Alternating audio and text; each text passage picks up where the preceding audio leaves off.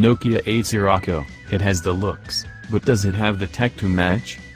The Nokia 8 Sirocco has a 3,260 mAh battery. It's a lot smaller than the 3,800 mAh of the Nokia 7 Plus, not least because this is also a smaller phone that is deliberately quite thin. However, real-world battery life is still perfectly sound. While not a class leader, we find the Nokia 8 Sirocco lasts a comfortable day and a half between charges. Its last 20% charge hangs on pretty well too. After several hours of audio streaming, some social media use and a bit of internet browsing, we find the phone ends up with around 30% charge by the end of the day. That not bad at all. For all the complaints we have about the OLED screen, it seems to be very efficient too.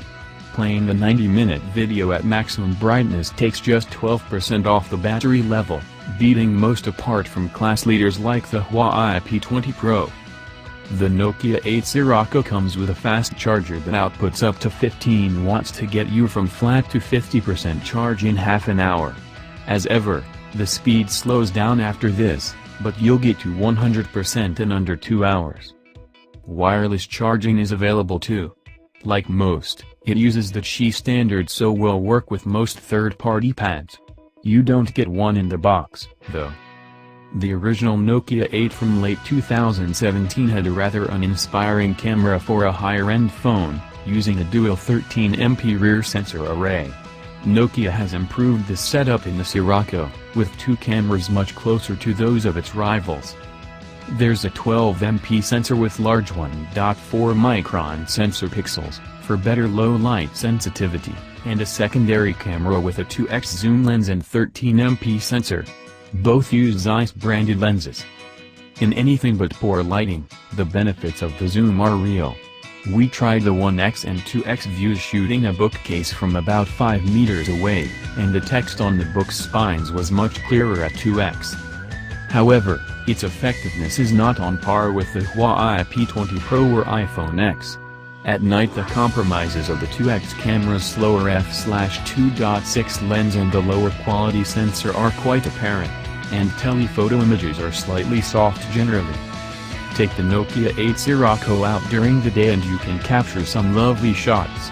The 12MP sensor on the back is clearly good, capable of capturing sharp, noise-free images with good color and some natural bokeh background blur. The camera app also works well. In most conditions there's very little shutter lag, which gives you that sense of a more direct connection with the camera. It's a tool that actually works, in other words.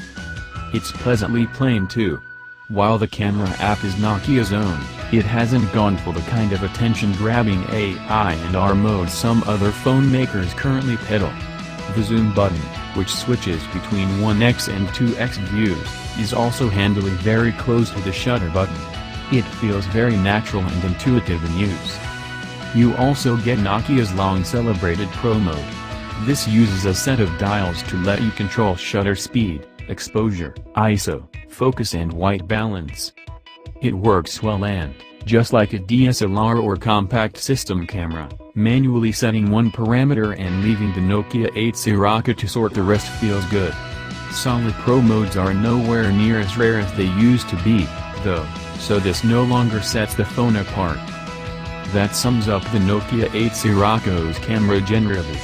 It is good, but we've seen so much progress in this area even in the last couple of years that it takes more to excite at the price. Some aspects of the Nokia 8 Sirocco's shooting performance could be improved too. For example, its auto HDR optimization is not the best around, beaten by the HTC U12 Plus and Google Pixel 2 XL.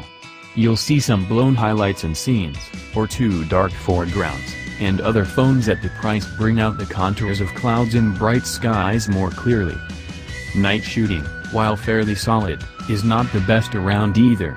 Other top phones such as the Samsung Galaxy S9 make darker scenes appear brighter and clearer, and as the Nokia 8 Sirocco does not have optical image stabilization, you do need to keep your hands pretty still to ensure a non-blurred shot. On one evening we shot the Shard building in London with the Nokia 8 Sirocco. Despite deliberately framing the photo, 2 of the 5 images we captured had some evidence of handshake blur. The Nokia 7 Plus shows this phone up too. It has similar hardware and shooting performance, but this seems much more impressive in a phone half the price. They both share extras like Live Bokeh too. This is a mode that uses software to determine the background in your shot, and then blurs it out. It can come out with effective results, but also trips up a little more than the Huawei or Apple versions of this concept. For video, the Nokia 8 Sirocco can shoot at up to 4K resolution, 30 frames per second. However, when you bump up the resolution from 1080p, you also lose out on software image stabilization, which is what makes handheld footage look smooth.